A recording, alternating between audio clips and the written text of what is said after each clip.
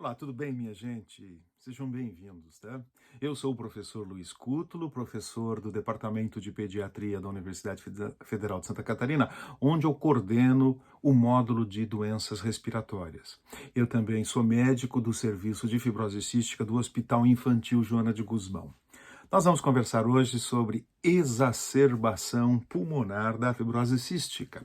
E eu queria lembrá-los que eu vou dar uma profundidade relativa. Eu tenho 15 minutos para conversar com vocês. Se vocês quiserem um pouco maior detalhamento sobre dosagem de medicamentos, opções medicamentosas, por favor, vocês podem acessar o canal do YouTube Pneumologia Pediátrica, onde eu tenho um repositório de videoaulas lá. Você pode acessar.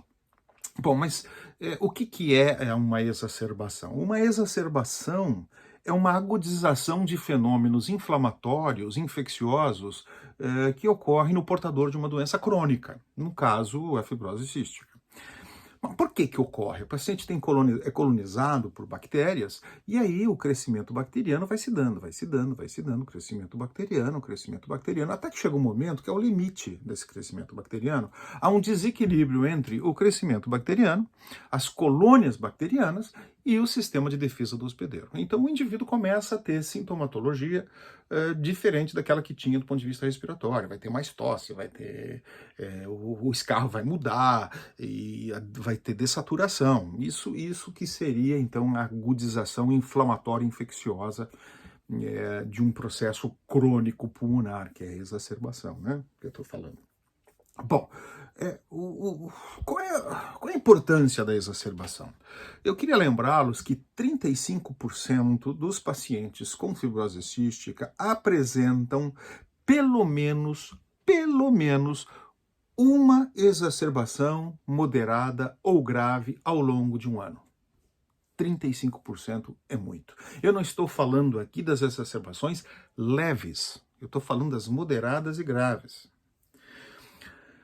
Bom, e tem uma importância isso, porque 12 a 35% dos pacientes que exacerbam, eles não voltam para o VF1 deles, anterior. O VF1 basal antes da exacerbação.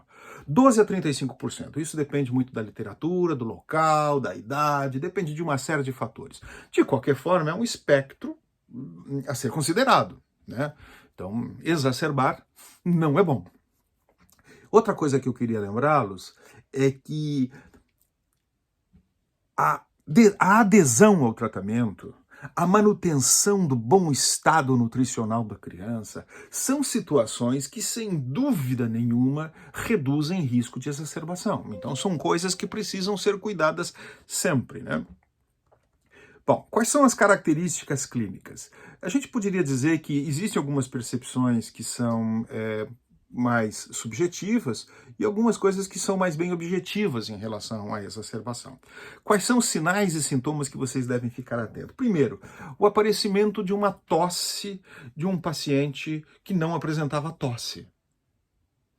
Ou a piora da tosse em frequência, em quantidade, em volume de tosse de uma criança que já tinha uma tosse anterior. Então, o aparecimento de uma tosse nova ou a piora de uma tosse pré-existente é um sinal que deve preocupar e pensar em exacerbação. Mas não é só isso. Vamos pensar que uma mudança de um padrão da tosse, da característica da tosse, também é importante. Por exemplo, aquela criança que tinha uma tosse seca antes. Era uma tosse seca e matutina. Opa, peraí, a tosse não é mais seca. A tosse começou a ficar produtiva, ela já tem algum grau de escarro, né? Uma coisa muito precoce, e isso é importante que vocês fiquem atentos para alteração como característica da exacerbação, é uma certa intolerância à atividade física. O que eu quero dizer com isso? A criança não mudou a tosse, mantém o mesmo padrão de tosse que tinha. Em repouso, mantém a mesma saturação, mantém as mesmas características do escarro, mas o familiar percebe assim, olha, ele já não está conseguindo mais fazer, essa semana ele se queixou que não conseguiu fazer educação física direito, ele se sentiu um pouco mais cansado. Tá? Então, essa intolerância à atividade física é um sinal bastante precoce que deve ser observado, né? O aparecimento de um esforço respiratório outrora não existente, ou a mudança para pior de um padrão respiratório é outra característica de uma exacerbação. Algumas sensações como fadiga, um certo mal-estar, uma indisposição para as atividades habituais, são situações absolutamente subjetivas que podem ser descritas, sobretudo para pelas crianças maiores, né? Perda de peso e perda do apetite são sinais indiretos de exacerbação, fiquem atentos, tá? Às vezes uma criança tem uma perda de peso inexplicável. Está fazendo a pancreatina como de costume, o padrão respiratório não se mudou, mas a família fala assim, tá comendo muito menos e não conseguiu ganhar peso nas últimas 2 semanas. Pelo contrário, a criança emagreceu. Isso é um sinal indireto também de exacerbação. O aumento da frequência respiratória é uma coisa um pouco mais óbvia, né? Uma mudança do padrão de ausculta também. É aquela criança, por exemplo, que numa consulta apresentava uma ausculta normal e numa outra consulta percebeu-se um estertor grosso num segmento posterior do lobo superior direito. Opa, isso preocupa. É uma ausculta que não existia antes. Ou então aquela criança que costumava ter um estertor grosso localizado, e apresenta agora também, junto com o estertor grosso, um estertor fino. Ou o estertor que era grosso e era localizado, agora ele é um pouco mais difuso. Ou um murmurio vesicular, outrora bem audível, ele passa a ficar menos audível, uma redução de murmurio vesicular. Então, uma mudança do padrão da ausculta deve ser considerada. Uma mudança do padrão do raio-x também.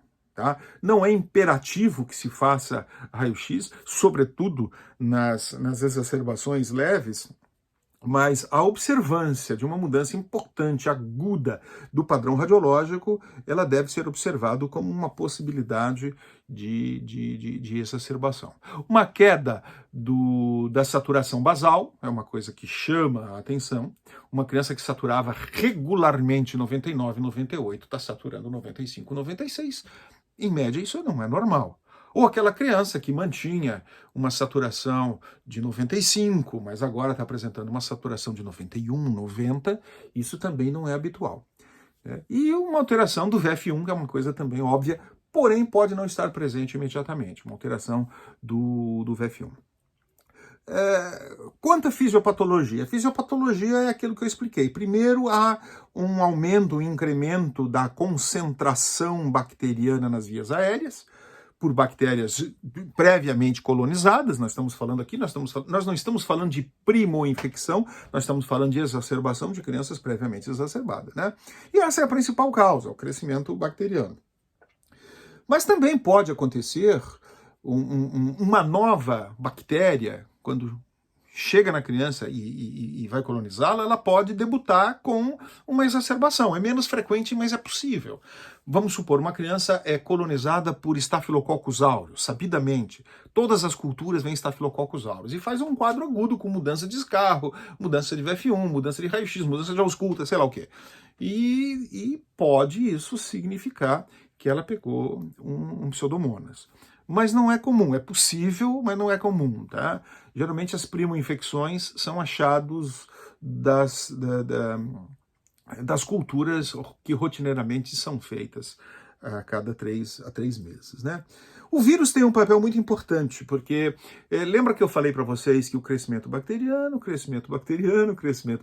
até que eu cheguei aqui no meu topo, e eu estou no meu limite, e isso daqui vai repercutir em mudanças no escarro e tal. O que acontece, a importância dos vírus, é que quando você está vindo aqui, o crescimento bacteriano, resfriado ou gripe, crescimento bacteriano. Então, as infecções virais respiratórias, elas são fatores predisponentes para um aumento da colonização bacteriana, um aumento das colônias de bactérias em via aérea. E vale lembrar também que as infecções virais, o vírus sincicial respiratório, sobretudo, ele facilita a adesão da Pseudomonas na via aérea. Então a gente tem que ficar bastante atento para isso também. Tá. Quanto à classificação, por motivos didáticos, nós vamos classificar em leve, moderado e grave, mas, repito, é absolutamente didático, não é toda a literatura que aceita essa diferenciação em leve, moderado e grave. Mesmo porque essa classificação de leve, moderado e grave, ela é muito relativa. Né? Por exemplo, eu posso pegar uma criança que nunca teve sintomatologia respiratória e faz uma exacerbação e precisa, pela primeira vez na vida, agudamente precisa ser hospitalizada para receber antibiótico endovenoso e oxigenoterapia. Em cânula nasal. Tá bom? Vou classificá-la como moderada. Em compensação, eu posso ter uma criança que já faz uso de oxigenoterapia em casa, tem uma variação, né, da produção do escarro, da cor do escarro, e nem precisa internar, e isso é considerado o quê? Comparado à outra, essa criança é mais grave do ponto de vista crônico, mas agudamente a outra não tinha sintomatologia nenhuma e passou a ter, então teve um diferencial muito grande do que era o basal para aquilo que se apresenta agora. Então, a gente tem que relativizar a gravidade a partir disso, tá bom? De qualquer forma, não dá para apostar nenhum centavo naquilo que eu vou falar, mas a gente poderia dizer o seguinte: essa exacerbação leve é aquela que não há comprometimento do estado geral e a criança não precisa ser hospitalizada especificamente para receber oxigênio, por exemplo. Tá? Mas a gente poderia também considerar como moderada aquela criança que já está com perda de peso durante esse mês ou essa semana. Perda de peso, a gente já vai considerar como moderada. Mesmo que ela não precise de oxigenoterapia. Mas ela vai internar, ela não está ganhando peso, ela precisa... Está faltando um certo equilíbrio, né? Nós vamos considerar os casos moderados, então, aqueles que precisam ser hospitalizados. Sobretudo aqueles que precisam receber oxigenoterapia agudamente. Né? Mas que não tem um comprometimento exuberante, não está prostrado, por exemplo, que seria o caso daquela criança que a gente considera grave. Né? A gravidade, a gente vai mais a partir da diferencial do basal para a oxigenoterapia, tá? Aquela criança que sai de um basal de ar ambiente saturando bem para um uso de uma ventilação não invasiva, gente, isso já é considerado grave, tá bom? Então, mas a gente, numa maneira geral, você vai chamar de grave aquela criança que, além daquela sintomatologia anteriormente descrita, associado à mudança de escarro, tanto de quantidade de escarro produzido quanto de cor do escarro, essas crianças apresentam um certo grau de toxemia e prostração. Né? Quanto à microbiologia, os vírus são responsáveis... Tem um estudo que mostra que 60% das vezes que uma criança exacerba, 60% das vezes você vai encontrar no escarro dela vírus. Então, vírus é um potencial desencadeador, vamos dizer assim, disparador de uma exacerbação pulmonar, né? Pelos motivos que eu referi atrás. Agora, as bactérias são as campeãs e que exigem os cuidados em relação ao tratamento antimicrobiano, né?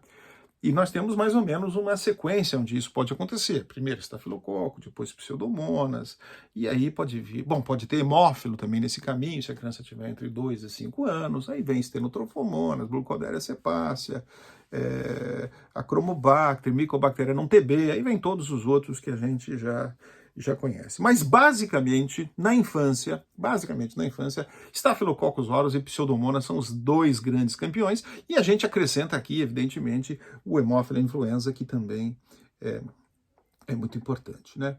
Bom, como é que nós vamos fazer agora? Bom, vocês já entenderam o que são os sinais e sintomas de uma exacerbação, vocês já conseguiram classificar do ponto de vista de gravidade uma exacerbação, nós vamos ter que tratar. O que importa para o médico, primeiro, depois eu vou falar em relação aos outros profissionais, né? Uma exacerbação leve vai ser tratada em casa.